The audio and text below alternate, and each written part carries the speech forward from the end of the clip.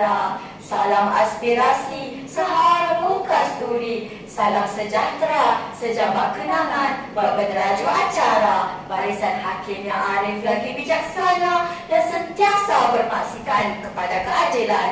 Penjaga masa yang setia, seterusnya hadirin berjutus minda. Rukun negara sebagai prinsip perpaduan demi kejayaan dan kestabilan rakyat. Itulah tajuk pidato yang akan kami sampaikan pada hari ini. Menurut Kamus Dewan edisi keempat, rukun bermaksud tiang atau sendi. Negara pula bermaksud suatu masyarakat yang menduduki kawasan tertentu dan diperintah oleh sebuah kerajaan.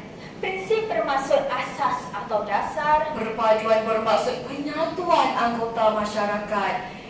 Kejayaan bermaksud perihal berjaya atau kemenangan. Kestabilan rakyat boleh diertikan sebagai keadaan stabil penduduk sesebuah negara. Kepercayaan kepada Tuhan, kesetiaan kepada raja dan negara, keluhuran perlembagaan, kedaulatan undang-undang, kesopanan dan kesusilaan.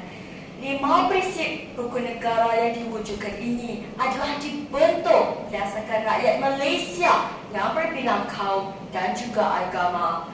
Percaya atau tidak, rukun negara merupakan antara faktor utama Malaysia menjadi sebuah negara yang maju sehingga hari ini. Mari saya buktikan. Hadirin sekalian, kata kunci saya yang pertama, perpaduan rakyat Malaysia dalam bidang ekonomi menjamin kejayaan di persada dunia.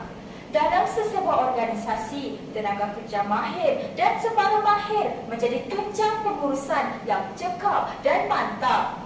Pekerjaan terdiri daripada pelbagai kaum seperti Melayu, Cina dan India bekerjasama bagai awal dan tebing mencetuskan idea-idea yang bernas untuk meningkatkan lagi pengeluaran dan kualiti produk melalui inovasi dan kreativiti.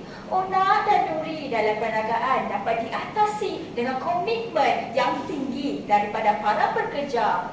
Kesannya, banyak syarikat dan firma tempatan telah berjaya menembusi pasaran antarabangsa bagai cendawan tumbuh selepas hujan. Antaranya Sundarbi, Petronas, Asia, Insights Group dan Moptis. Kejayaan syarikat ini sudah pasti akan menjana ekonomi negara kerana menjadi penyumbang terbesar ekonomi negara. Ekonomi Malaysia merekodkan prestasi memberangsangkan dengan mencatat pertumbuhan keluaran dalam negeri kasar KDNK sebanyak 8.7% untuk tahun 2022. Jelaslah rukun negara sebagai prinsip perpaduan demi kejayaan telah dizahirkan oleh rakyat melalui kejayaan yang diraih dalam bidang ekonomi. Hadirin yang dikasihi, kata kunci saya yang kedua, prinsip perpaduan telah berjaya membawa kemenangan, membawa kejayaan dalam bidang sukan.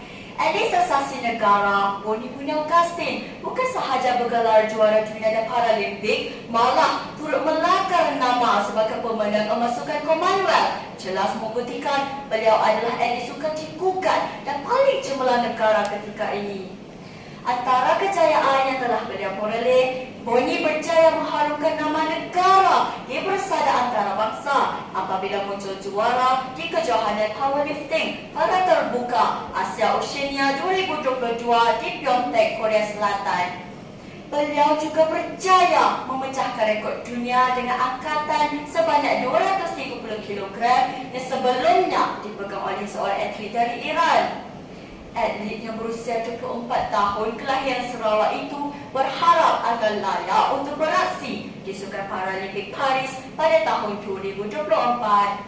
Sokongan yang kuat daripada rakyat Malaysia amatlah diperlukan kerana jika tiada sokongan rakyat, maka tiadalah Boni yang dikenali hari ini. Perpaduan yang tinggi dalam kalangan atlet, jurulatih, pegawai sukan dan sukarelawan sukan sudah pasti akan meningkatkan lagi mutu sukan negara sehingga ke peringkat antarabangsa. Dengan hubungan perpaduan yang rapat inilah menjadikan kejayaan atlet tanah air dalam bidang sukan mudah dicapai. Hadirin Hadirin sekalian, kata kunci saya seterusnya, kestabilan rakyat. Rakyat hidup dengan aman dan harmoni sekiranya mengamalkan nilai perpaduan seperti bekerjasama, toleransi dan bersatu padu dalam hidup bermasyarakat. Sebagai contoh, Rumah Terbuka Malaysia Madani yang diadakan untuk menyambut Hari Raya Aidilfitri pada 14 Mei 2023 yang lalu mendapat sambutan yang amat memberangsangkan. Sambutan rumah terbuka ini bukan sahaja dihadiri oleh umat Islam semata-mata, tetapi ia juga turut dihadiri. Ia juga turut dikongsi semua rakyat tanpa mengira etnik, agama dan budaya. Terdapat juga aktiviti gotong royong yang dijalankan sempena Majlis Rumah Terbuka Malaysia MRTM Malaysia Aidilfitri 2022 yang disertai lebih 150 orang termasuk komuniti setempat, ahli jawatan kuasa masjid, pelajar universiti dan orang awam sudah pasti dapat mewujudkan hubungan yang harmoni dan sebarang konflik dapat diselesaikan dengan baik seperti menarik rambut di dalam tepung. Rambut jangan putus, tepung jangan berserak. Rakyat juga lebih bertanggungjawab untuk tidak mencetuskan isu sensitif agar peristiwa 13 Mei 1969 yang menjadi titik hitam tidak berulang lagi. Sudah terang lagi bersulung prinsip perpaduan yang menjadi intipati rukun negara yang kelima dapat mewujudkan kestabilan rakyat.